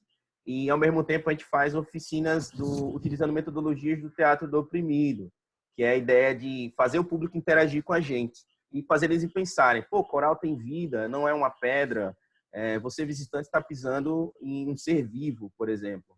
Temáticas como essa. Assim como também o palco a gente acaba vendo muita coisa que não se juntava mais, como Pastoreio dos Homens, as cambindas, várias danças e fogueiros daqui. É uma festa só na região quando começa. E a gente está ganhando força, eu estou feliz pra caramba com esse movimento. Aí a gente tem a proteção, galera da proteção, fiscalização, que vai trabalhar aí em cima de tudo. Não é agenda, a galera fala agenda negativa do ICMBio, como alguns falam, mas é fundamental diante do que a gente vivencia. Se a gente não consegue ir pelo caminho da educação de primeira, porque exige tempo, né? A mudança vem a médio e longo prazo, a gente tem que agir, senão a natureza também sofre hoje. Então, a fiscalização faz essa função de estar aí, garantindo que o ambiente fique de boa. Um dos problemas que eles enfrentam é a ocupação irregular, a galera faz construção onde não devia, lidam com o turismo desordenado, com a pesca predatória, que também é um problema. Existem pescadores que utilizam dinamite, por exemplo, para pescar, jogam bomba no rio. Existem pescadores que utilizam água sanitária no coral para pegar o polvo. Então, isso cria um dano muito sério, né? E também monitorar o tamanho adequado da pesca. E aí, a área temática da pesca também, a gente tem uma galera que trabalha só para pesca, já realizou 2 seminários, já trabalharam com um projeto de fortalecimento utilizando os jovens, e é um momento que esse seminário foi só de pescadores e pescadoras. eles que tomaram conta, eles que falaram, eles que abriram a boca para dizer o que eles querem e o que eles querem proteger. E aí isso gerou essa iniciativa, porque a gente não conhecia a realidade da pesca, ainda não conhecemos totalmente daqui da região. São 40 comunidades pesqueiras que, com esse diagnóstico que a gente conseguiu fazer, a gente conseguiu identificar o quão importante é e o quanto é gerado, mas o quanto não é relatado para a estatística pesqueira no governo federal. Então, a pesca artesanal perde força quando ela não surge no sistema, mas os pescadores têm medo de entrar no sistema porque eles têm medo de perder direitos, que é o que vem acontecendo, rola essa comunicação cruzada. Se ele surge no sistema, ele fica com medo de não vou me aposentar, a galera vai ver que eu ganho tanto, que a pesca gera tanto, eu prefiro não falar. Mas, ao mesmo tempo, ele acaba perdendo mais direitos que poderiam ser criados se a gente não tem como argumentar com Brasília. E aí, a gente tem o uso público, que é a galera que foca só no turismo. Essa galera daqui, essa equipe, volta a olhar para o monitoramento da visitação, volta a olhar para como estão as piscinas naturais, criam formações para os condutores, né, de visitantes. Então, já rolou capacitação para fortalecimento da base comunitária, interpretação ambiental, que é um tema novo, e também a gente criou uma formação específica aqui para a APA Costa dos Corais, que é a conduta responsável.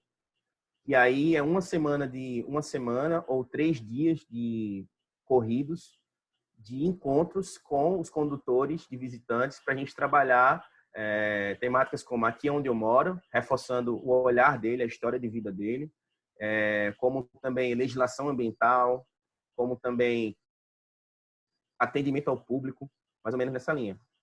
E aqui, quando se fala na área da administração e logística, que é uma outra temática, a gente tem 4 bases, na verdade. Uma base lá em Tamandaré, que é a nossa sede, sul de Pernambuco. Uma base aqui em Poço de Pedras, que é aqui eu trabalho. E uma base lá na Barra de Santo Antônio, que é um pouco...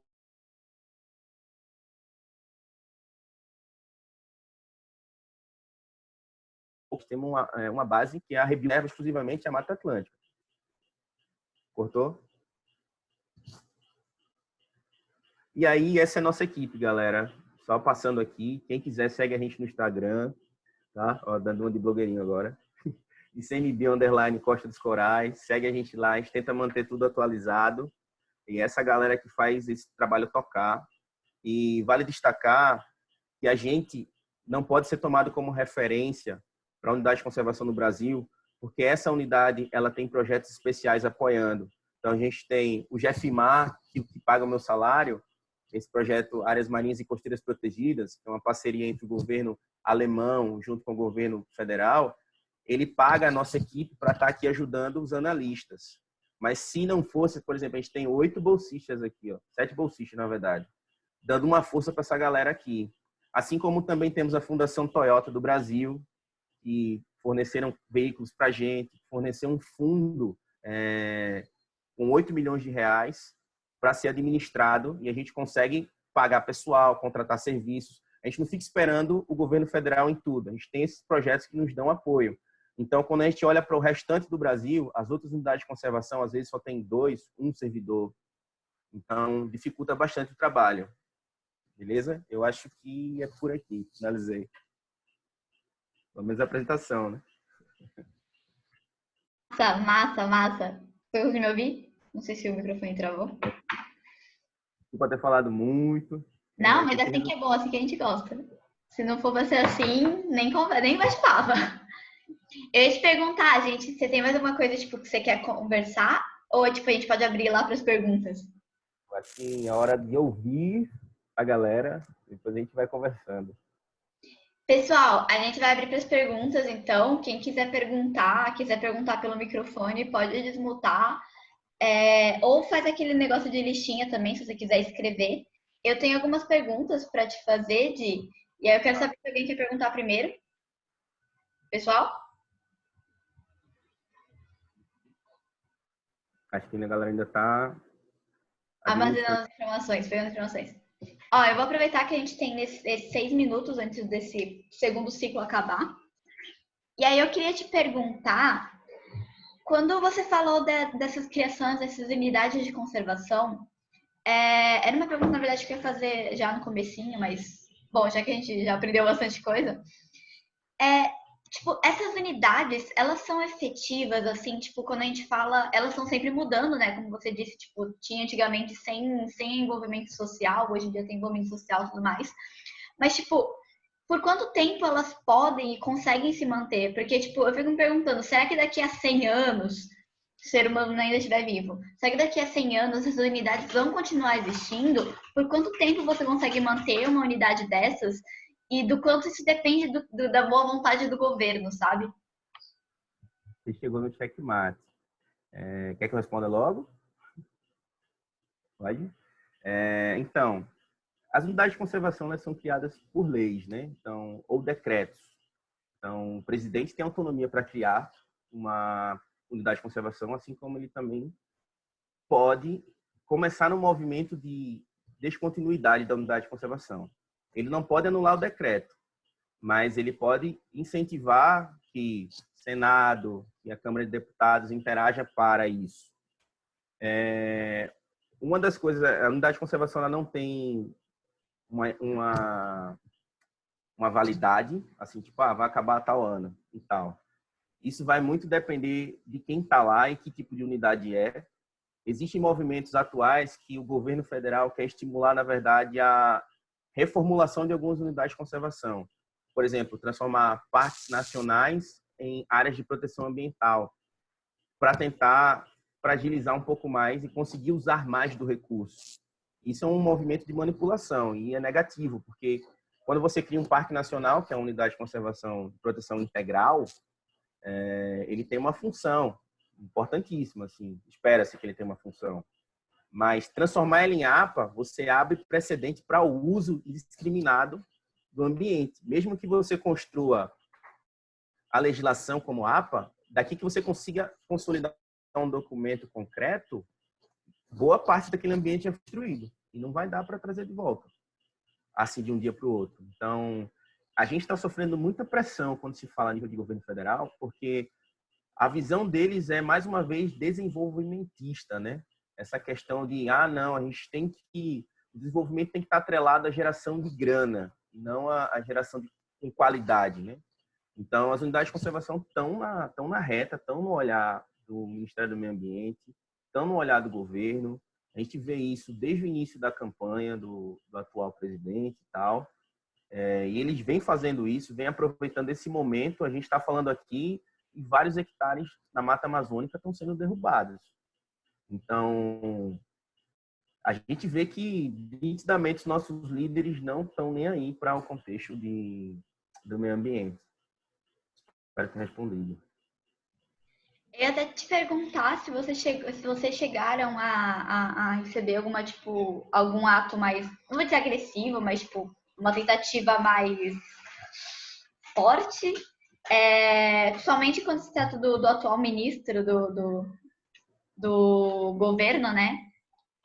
Esse cara que eu acho, quero te bater um pouquinho, talvez. Se vocês chegaram a receber algum tipo desses cortes, alguma coisa assim. E a Isa fez um comentário aqui, eu vou até ler aqui. Amei esse bate-papo, parabéns pela fala. Gostaria de saber. Peraí, ela fez uma pergunta, na verdade. Isa, eu vou copiar aqui, porque a gente falta 2 minutos, assim, então não sei se ele vai conseguir responder rapidinho em 2 minutos essa pergunta, a primeira pergunta que eu fiz. Eu vou copiar a tua pergunta, a gente vai abrir um novo ciclo. Eu não sei como é que tá a sua disponibilidade de tempo, Diego. Se puder abrir um novo ciclo, aí a gente continua as perguntas. Beleza, solta você aí, que eu acho que tá. Não, tá no mudo, não. Pode falar. Então, com relação à tua pergunta, sim, acho que a gente foi uma das primeiras unidades de conservação a receber, vou até amenizar, ataques diretos, sabe?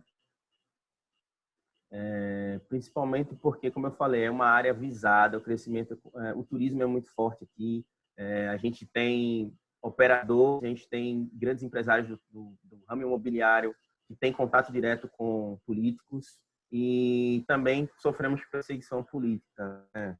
Então, que era algo que a gente nunca imaginou que ia passar, perseguição de servidor, exoneração de servidores. A gente teve exoneração de chefia. Exoneração não quer dizer que ele foi demitido do ICMBio. Quer dizer que ele perdeu um cargo especial que ele tinha. A gente teve exoneração de chefia. Hoje temos um novo chefe que foi indicado politicamente, mas aparentemente vem fazendo um bom trabalho. Eu não quero ter minhas dúvidas quanto a isso, mas não vou aprofundar. Ele não está impedindo os processos. Mas aí a gente perdeu praticamente 6 meses do ano de 2019 se protegendo. Então a gente parou de executar os trabalhos para tentar argumentar para o governo federal que a unidade de conservação é extremamente produtiva. Isso movimentou também a nossa rede de conselheiros, movimentou também nossos amigos, enfim, acabou, né? Eu ia falar do tempo. Gente, vou fechar aqui e vamos entrar no outro link, tá bom? No mesmo link, na verdade, só pra gente voltar aqui e a gente manda bala nas perguntas, fechou? Vou fechar aqui e vejo vocês já já.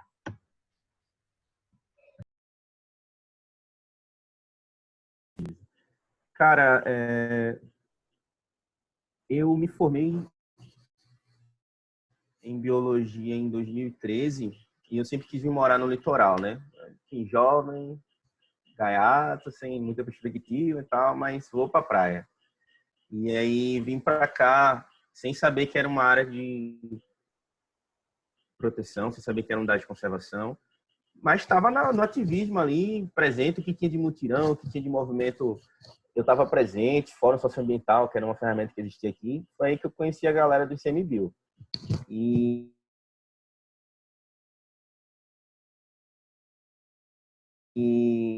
comecei a trabalhar a importância da galera, e aí uma dica que eu dou para vocês, cortou? Voltou agora? Voltou? E uma dica que eu dou para vocês, tem vários voluntariados quando essa pandemia passar, que vale a pena vocês estarem ligados. É uma oportunidade de vivenciar como funciona o ICMBio, mas também de entender como funciona a política ambiental no nosso país. E é uma área muito, muito, muito bacana. E a partir do voluntariado surgiu a oportunidade de uma vaga para bolsista, né? Então eu participei dessa seleção pelo projeto, ou entrevista, enfim, entrevista em Brasília, treinamento, um monte de coisa. E aí entrei aqui em 2017. Entrei como bolsista. Então, eu não sou efetivo do ICMBio, como eu falei, trabalho mas com certeza, se surgir uma oportunidade, sem sombra de dúvidas, eu encaro de entrar, porque é um órgão que representa muito a essência. Em cada lugarzinho que eu fui, que o ICMBio está presente, não vou generalizar, tem altos e baixos, mas pelo menos os caminhos que eu trilhei, conheci pessoas muito esforçadas, que dedicam boa parte da sua vida, e quando eu falo vida, é vida mesmo, eles estão na causa, eles não estão só por um trabalho, eles estão pela comunidade, eles estão pela importância que é a missão do ICMBio, e soa como uma voz de comando, assim, um foco, né? Proteger o patrimônio natural e promover o desenvolvimento socioambiental. O Henrique... Isa, você chegou a... Fala dos momentos que mais te marcaram por estar nesse órgão? Tá. Eu fico curiosa disso aí, hein? Cara, todos os momentos, assim, eu acho que me marcaram de alguma maneira, né? Mas alguns, especificamente, a gente acaba entrando onde o governo federal não entra. Por exemplo, a gente acaba visualizando nível de pobreza que não está em lugar nenhum, não tem dado em lugar nenhum, entendeu? Como comunidade da Várzea do Una, sua comunidade daqui, comunidade do Chié, da Barra de Santo Antônio. Então, aonde o governo não chega, o ICMBio chegou lá, entendeu? Assim, e ele fez com que essas pessoas entrassem no radar do governo federal para assistências sociais, por exemplo. Então, esses momentos me marcaram muito. Trabalhar com a pesca artesanal, que é uma questão que a gente trabalha e aprende muito com eles. Esses mestres e mestras aí conhecem a natureza de uma maneira muito doida, porque você lê no livro de ecologia, zoologia, meteorologia, seja o que for, você lê um paper, um artigo, tem lá o fenômeno sendo descrito. Mas quando você vê um pescador contando, cara, você, assim, às vezes você para pensar, tudo bem, o que ele falou gerou esse livro aqui, gerou esse artigo. Mas eu gostei muito mais do jeito que ele falou. Se o professor falasse desse jeito, entendido, entendeu? Nessa linha. Então, é uma galera que tem um conhecimento da natureza. Para quem mora na capital, talvez essa galera esteja perdendo esse tato. Então, me marca muito viver no litoral e trabalhar aqui com isso, velho. Maravilhoso. Ó, o Henrique, ele perguntou aqui, ele disse, oi, Diego, beleza? Aqui travou na hora em que você disse, tem como repetir o nome daquela parceria alemã com o governo federal? É o programa GEFMAR, Projeto Áreas Marinhas e Costeiras Protegidas. Galera, quem quiser ir perguntando, vai perguntando ou destrava o microfone, me interrompe mesmo e pergunta. Ó, Amanda... Pra não esquecer também, que o brother perguntou da parceria, existe outro projeto especial, que se eu esquecer de falar, o pessoal me mata, projeto Terra-Mar, que também é uma parceria com a GIZ alemã, governo alemão. Massa. Ó, a Amanda fez um comentário aqui. Boa noite, fiquei muito interessada no assunto. Gostaria muito de conhecer mais sobre o ICMBio. Você sugere sites, palestras, outros órgãos, alguma coisa assim? Para sabermos mais sobre corais também. Cara, sobre o ICMBio, a plataforma o site oficial do ICMBio já é muito bom, as redes sociais também, mas acho que vale você dar uma explorada tem muitas unidades de conservação federais que estão no ICMBio, que estão criando o Instagram, estão criando outras redes. Então, é uma forma de você se comunicar muito mais rápido com eles, né, e ver o trabalho que eles estão fazendo. No site do ICMBio, tudo que eu falei, geraram vários documentos, então tem vários manual da visitação, manual de sinalização, Recife de Coral, Atlas dos Manguezais do Brasil, tem lá também para baixar. Dá para você ir lá em documentos publicados, acho que é isso o termo, publicações. Então, vai ter muito material, tudo que eu falei aqui, claro, para uma visão do Brasil, né? Não só daqui. Teve mais alguma coisa que você perguntou? Não, né? Não, eu mandei o site. Acho que da pergunta da Amanda foi isso. Eu tinha uma pergunta. Meu irmão tá jogando aqui, se vocês verem ele xingando, porque ele tá jogando LOL, tá bom? Só avisando vocês para vocês não estranharem. Eu ia te fazer uma pergunta, era sobre... Na verdade, eu não sei se você sabe essa pergunta, mas vai que sabe. Porque você mostrou um mapa sobre as cidades, né? As áreas que vocês abrangem na APA. E aí, tipo, eu fiquei em dúvida se, tipo, tem aquela região que parece que é Rio Formoso, mas não é, né? É o Itamandaré. E aí eu quero saber, tipo assim, será que tipo, existe algum conflito das cidades pelo acesso à costa? É um outro problema isso. Porque, assim, não é que a questão da cidade em si, mas determinadas parcelas da comunidade estão tendo problemas com acesso à praia. Porque o crescimento imobiliário, a galera geralmente vem com essa visão de bolha, né? Compra o terreno grandão, cerco tudo, e é isso. Só que eles estão ferindo a legislação nacional, né? A gente tem a Secretaria do Patrimônio da União, a SPU, né, que é responsável por destinar os acessos de praia. Então, em áreas rurais, a galera tem que ter, se eu não me engano, praia é considerada área rural, se eu não me engano, um acesso à praia a cada 500 metros.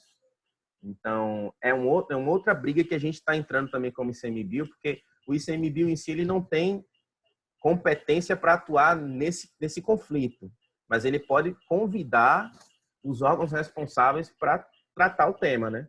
Aqui em Porto de Pedras, a gente teve um movimento para apoiar as comunidades pesqueiras, que foi muito bonito, que era para validar as áreas de pesca, porque os pescadores, beleza, tem as áreas dele em alto mar ou nessa região costeira, mas tem a região que eles guardam as armadilhas deles, que eles guardam o barco, que eles guardam a isca, que é na praia. Então a galera chega, compra aquele terreno e quer expulsar o pescador, entendeu?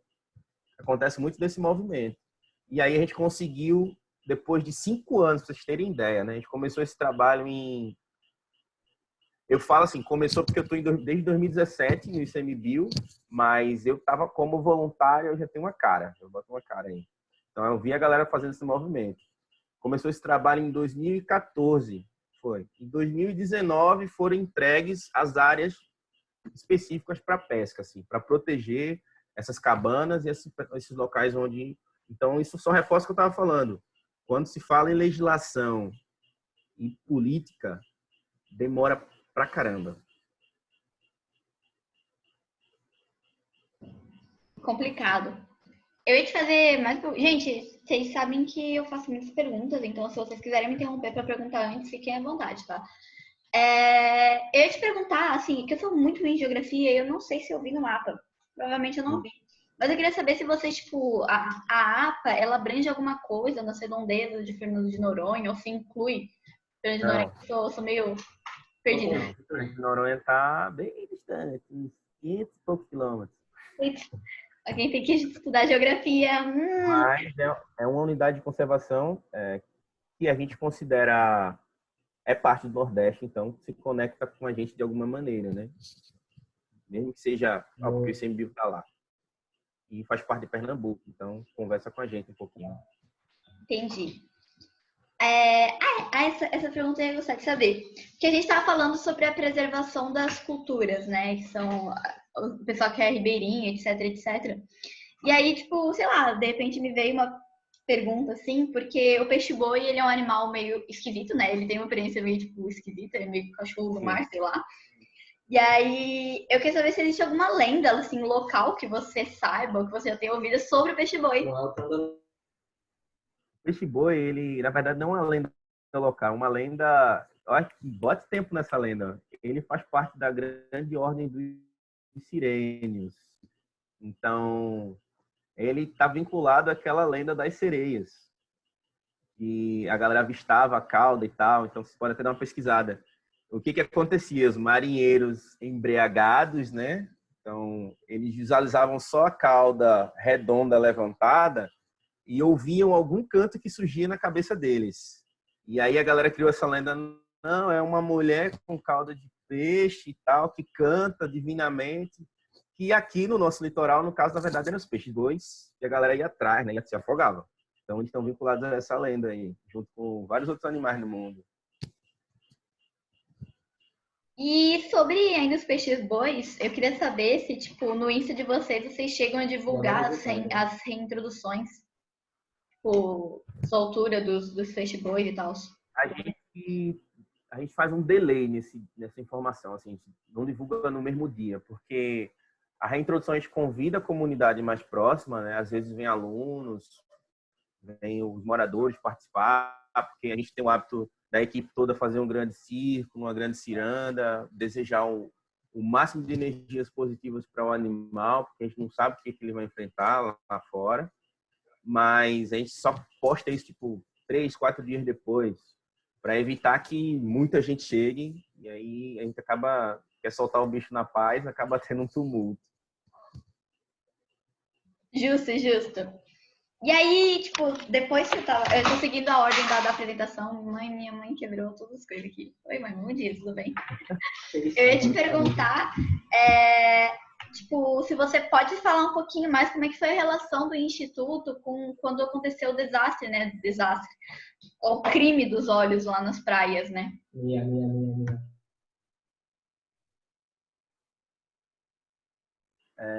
Cara, foi um período muito complicado para a gente, assim, porque institucionalmente a gente não podia se movimentar, porque o ICMBio segue ordens do Ministério do Meio Ambiente. Então, o governo demorou cerca de 50 dias para dar o aval do pessoal agir, né? Então, mas a revelia, várias instituições se envolveram, né? Eu não trabalhei como ICMBio dessa ação, eu fui como a ONG local, aqui que quiser segue lá, o Instituto Yandê, que é a ONG que eu faço parte aqui, e eu fui como Yandê à frente disso, porque pelo ICMBio a gente não tinha autorização. Então, essa catástrofe impactou diretamente as comunidades pesqueiras, principalmente. Até hoje, tem várias pessoas que não conseguem vender seu pescado porque ainda tem pessoas que acham que está contaminado com óleo e tal. Assim também como afetou a galera do turismo, né? Então, onde o óleo chegou, enfim, a galera cancelando viagens, cancelando passeios. Então, houve um abalo muito forte. E a nível de ICMBio, a gente tentou, o ICMBio, depois que recebeu o aval, né, tentou agir em articulação com o Transpetro, articulação com instituições locais, como o Corpo de Bombeiros e tal, governo do Estado de Alagoas, governo de Pernambuco, para tentar estar auxiliando o pessoal. Mas eu considero que o ICMBio fez muito pouco, e não foi por falta de vontade, mas porque, de fato, lá de cima a gente foi boicotado, né? E você comentou também sobre uma das atividades que vocês andam promovendo sobre os cursos de interpretação ambiental. Eu não sei se você pode falar sobre isso, mas o que é interpretação ambiental? Então, a interpretação ambiental já é algo que existe na civilização humana há muito tempo. E está vinculada à contação de histórias e interpretação do ambiente, né? Então, se você botar no Google depois, que é um tema novo para o cenário acadêmico ou para o cenário prático, mas isso já existia. Aquela questão da tiazinha ou avó sentar no canto, assim, falar sobre as lendas do manguezal. É a questão dela tentar trazer uma visão mais lúdica do que a natureza para ela.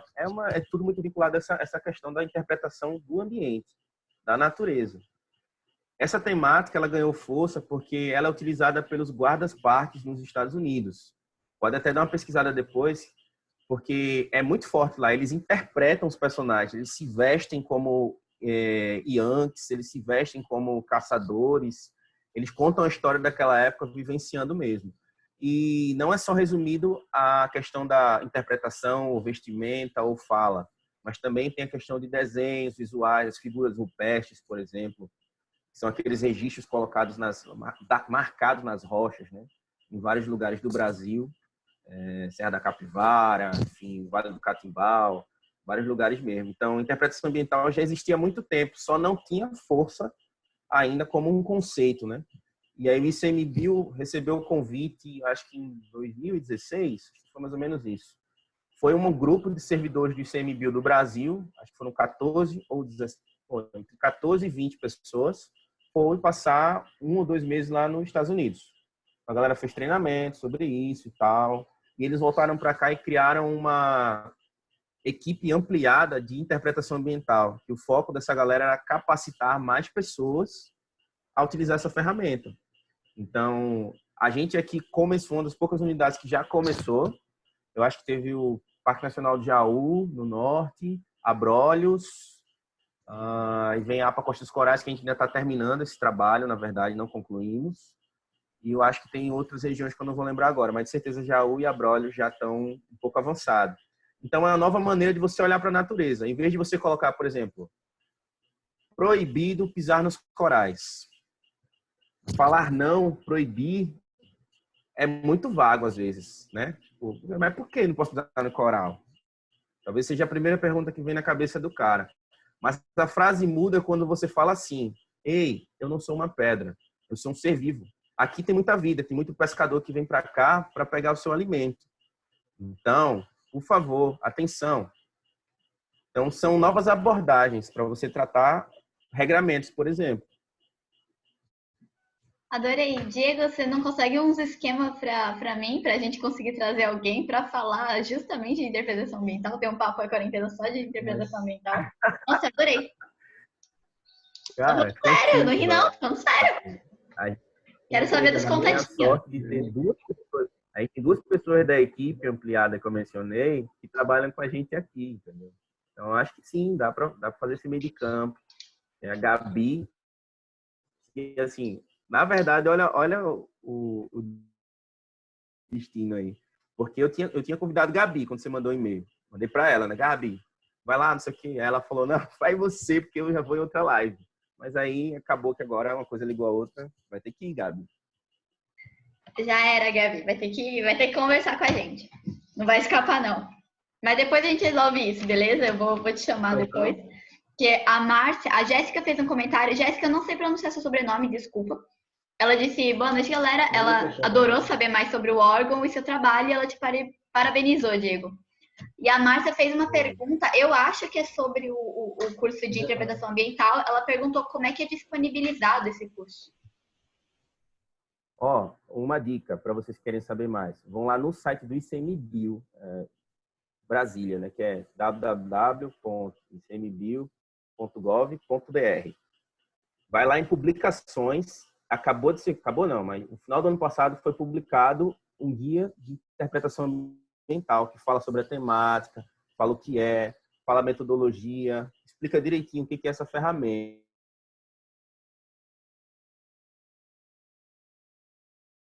Uma noção de mais ou menos o que é, e vai falar nomes e referências no mundo que trabalham essa temática, e vai ajudar vocês a mergulharem um pouco mais nesse universo. Eu fiz esse curso 2 vezes e fiz o curso de multiplicador, cara, é incrível. Você começa a olhar para a natureza de outra maneira, totalmente. Ai, adoro, adoro. E Boa noite. Ai, pode falar, meu amor. Boa. Aproveitando a deixa, é que eu sou da Bahia também, sou de Camaçari, e eu moro perto da aldeia hippie. E recentemente eu estava com a ideia de transformar a aldeia hippie em unidade de conservação. Estava observando essa necessidade e até estudando mais sobre unidade de conservação. E eu queria algum conselho, alguma dica de como seguir com essa ideia. Como eu deveria, primeiro, perguntar ao órgão público da cidade, o que eu já sei que não tem um órgão gestor para a unidade de conservação, ou primeiro eu deveria mobilizar a população, porque, pelos meus estudos, pode ser por decreto pela população, e aí ir para órgãos públicos. Então, eu queria uma dica de como começar. Pô, acho que você já está no caminho, Márcia, porque você já está bem unido até. Primeiro, eu queria saber uma pergunta para a gente entender, né? Como é que é essa questão da aldeia? Me explica um pouco mais. Ela é uma área particular? É uma área pública? A aldeia daqui, ela é uma área pública, Certo. que lá é composta por comunidades tradicionais, que tem os artesãos que vivem lá, e lá obrigatoriamente já é uma APA. Eu sou estudante de engenharia ambiental e sanitária, então Legal. Lá já é uma APA obrigatoriamente. Na verdade, não, já deveria ser, porque lá tem rio e é zona costeira, porque é na praia.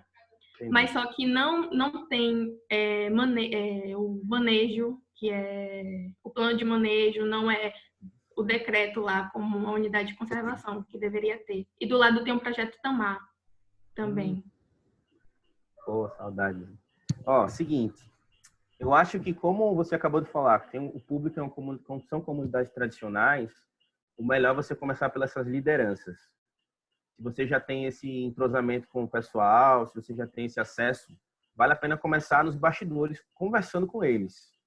Porque, por ser comunidade tradicional, eu acredito que eles já tenham alguma chancela no governo também, algum registro que diga que eles são comunidades tradicionais. E isso reforça a possibilidade deles desejarem ou solicitarem a criação de unidade de conservação porque eles acham importante. Mas aí você precisa gerar registros desses encontros, que é um movimento que demora um pouco. Você vai ter que tentar encontrar ou mobilizar esses líderes, conversar com as comunidades, fazer ata, escrever a reunião, registrar a reunião, validar essas atas, tentar criar um dossiê de cada encontro desse, né? Juntar todas essas atas com os líderes, e aí você solicita, vai depender do que você está pensando, você pode utilizar uma solicitação municipal, pode tentar criar uma unidade de conservação municipal, um estadual, ou tentar até reivindicar uma federal. A federal é um pouco mais difícil, porque vai exigir convocar o pessoal de Brasília e tal, mas eu aconselho você começar nesses murmurinhos, e aí você puxa o município para conversar sobre isso. Eu sei que é bem difícil, vai ser bem trabalhoso, mas é o caminho ideal, né? Consultar todo mundo, e se todo mundo deseja isso, bota para frente o projeto, que vai demorar um pouco. Muito obrigada por isso. E lá eu tenho conhecimento de que tem a associação de moradores normal. Só que o que está me preocupando mais é porque o turismo está chegando bastante lá. Está começando a chegar construções, gente querendo colocar pousada, coisas assim. E visitantes que vão lá sem a consciência ambiental, carros que passeiam lá perto do rio. Aí eu queria levar essa consciência. Um outro conselho que eu te dou, Márcia, tá? É bom tentar trabalhar em equipe, porque sozinha você vai ter um acúmulo de trabalho. Mas é dar uma olhada no que já a nível municipal ou estadual já tem criado de instrumento legal para a política ambiental.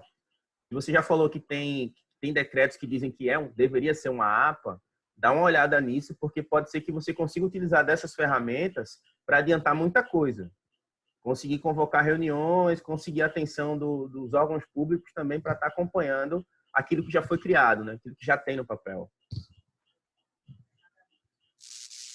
Certo, muito obrigada. E se você falar que sozinha é mais difícil, me deu agora até uma ideia de montar uma ONG, especialmente para aquele lugar. Boa, Seria muito bom. boa. Muito obrigada mesmo. Até me arrepiei, viu? Ouça aí, velho. Peraí que eu tô mastigando, calma aí. Fica com vontade, homem.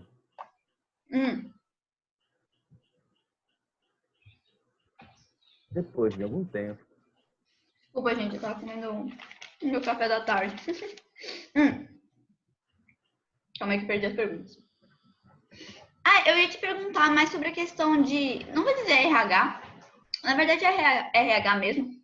Como é que funciona o recrutamento, assim, pra gente ir finalizando? Não sei se a galera vai querer perguntar mais, mas como a gente vai completar quase 2 horas de call, e eu tenho aula daqui a pouco, então eu vou tentar agilizar aqui.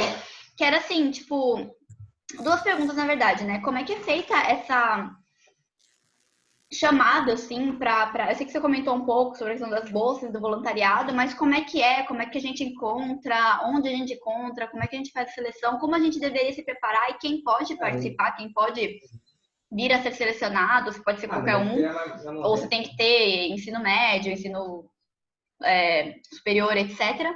E se existe alguma forma de, se por acaso não for aberto a todos, como nós, por exemplo, eu que moro super longe, eu moro em Santos, em São Paulo, como é que a gente que está longe consegue ajudar a ICMBio, ajudar vocês a fazer o trabalho de vocês? Legal. Então, existem alguns sites que vale a pena estar acompanhando. Por exemplo, o Funbio, que é o Fundo Brasileiro de Conservação da Biodiversidade. Então, esse site ele é um órgão do terceiro setor, né? Que administra, por exemplo, atualmente ele que administra as bolsas do projeto GFMAR. Então, a Alemanha tem essa parceria, ela manda recursos para o Brasil, mas existe uma instituição fazendo a administração do recurso, né? E eles fazem várias chamadas, em vários níveis, né? A gente tem, mas é muito mais, atualmente, muito mais o nível de graduação para frente. Existem, às vezes, casos específicos como bolsas de pesquisa IBIC, bolsas de pesquisa Júnior e tal. Então, acontece também. Vale acompanhar o ICMBio que está mais próximo de você, dar uma analisada, ver que unidade de conservação federal tem por aí, porque, como eu falei, o voluntariado é uma porta muito legal, porque você acaba tendo informações por uma rede que não está na mídia. Então, essa corrente, a galera se comunica por grupos de WhatsApp, se comunica pelas redes sociais, mas é interessante entrar nessa rede, né? Então, por experiência própria, foi o caminho que eu segui e que me deu bastante experiência no traquejo, porque pelo voluntariado eu consegui entender o que é uma unidade de conservação federal, o que é o ICMBio, o que ele faz, para onde ele vai.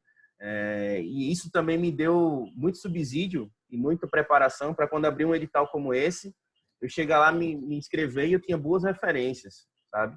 Então é um caminho, o voluntariado pode ser uma porta muito legal. E o voluntariado não quer dizer que você tem que ficar 3 meses lá ou algo do tipo. Você tem voluntariados, às vezes, pontuais. Né? Você vai em determinados eventos, ajuda a galera ali. Ou, se você estiver disponível também, você pode se candidatar a voluntariado mais longo, né? Vai passar 3 meses com a galera, o pessoal dá alojamento, da alimentação.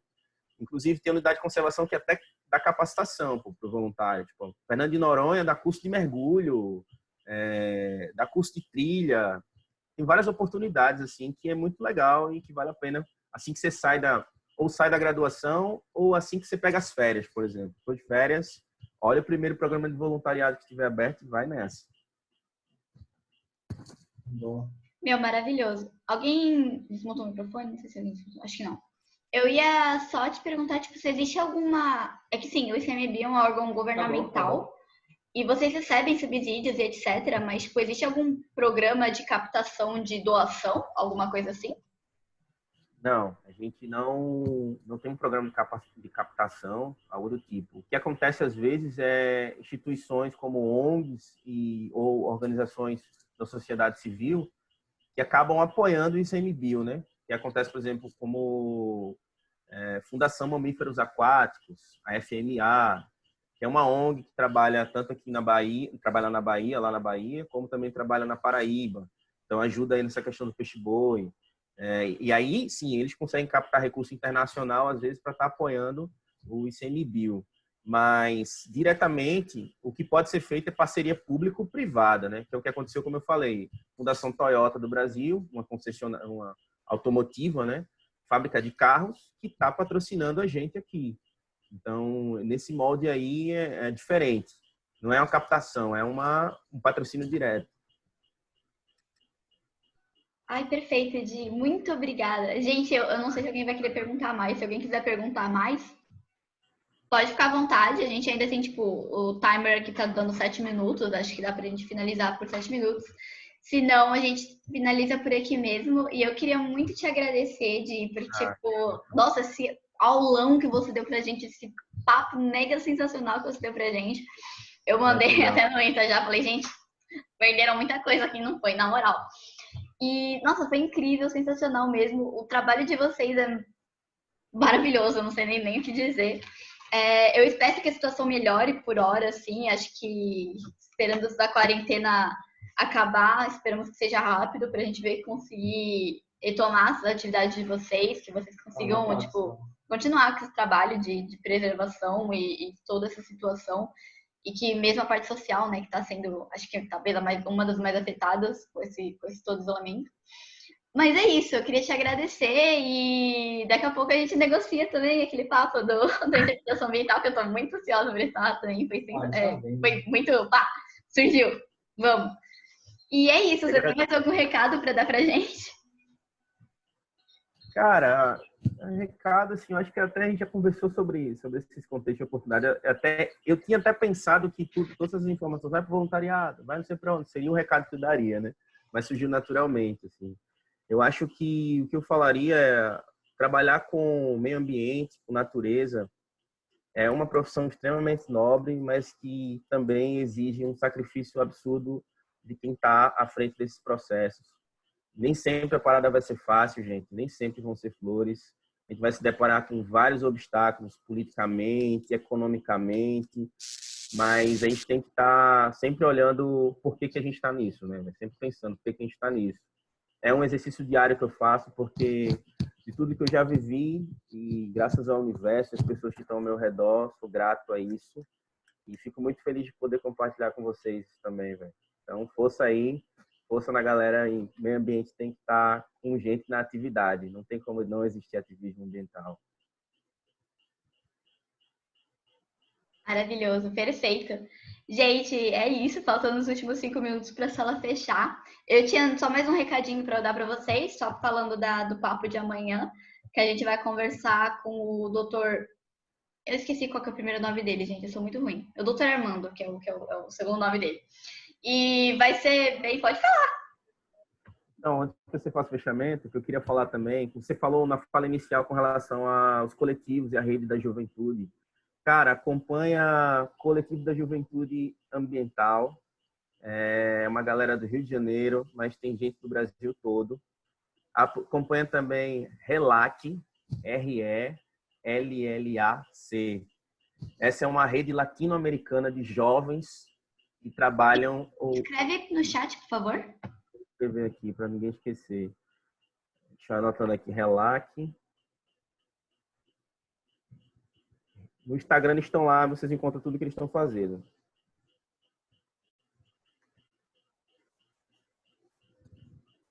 Por isso que eu falo, essa trocação de ideia é importante, né? Senão a gente não conhece as coisas.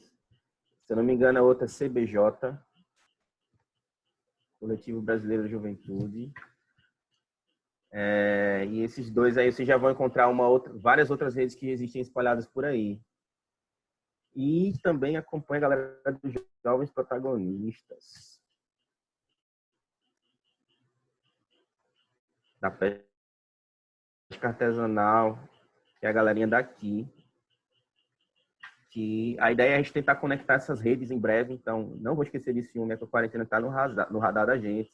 Talvez a gente entre em contato dessa vez para você trazer um pouquinho de experiência sobre isso e vamos construindo as coisas juntos. A gente tem que estar construindo juntos. Perfeito, perfeito. Eu anotei tudo aqui, eu acho que o chat vai ficar salvo aí, a galera que quiser depois. Eu mando para vocês, mando no grupo todas as coisas que a gente precisa acompanhar. Inclusive, eu tô pensando em pegar um papo justamente com todas essas coletivas meio espalhadas no Brasil, né, de jovens espalhados pelo Brasil, e reunir tudo, porque acho que a gente precisa dessa reunião, ainda que o país seja um país muito grande para pensar talvez num todo, assim, mas eu acho que é maneiro a gente se apoiar nesse sentido e a gente precisa disso mesmo. Muito obrigada, Diego. E, gente, galera, amanhã a gente vai ter papo sobre árvores gigantes no Brasil. Eu acho que vai ser bem, bem diferente também, bem legal. Legal. Vê se aparece, Diego. Vai ser bacana, vai ser interessante. Vamos ver. É Manda isso, o link. gente. Tchau, galera. Muito obrigada, pessoal. Obrigada mesmo. Depois, o pessoal que não conseguiu pegar as dicas do Diego, eu vou mandar para vocês depois lá no chat, tá bom? Então podem ficar tranquilos. E é isso, pessoal. Preciso ir, senão a minha aula vai começar e eu tô errada. Muito obrigada, pessoal. Muito obrigada, Diego. Um beijo, gente. Tchau, tchau. Até amanhã, pessoal.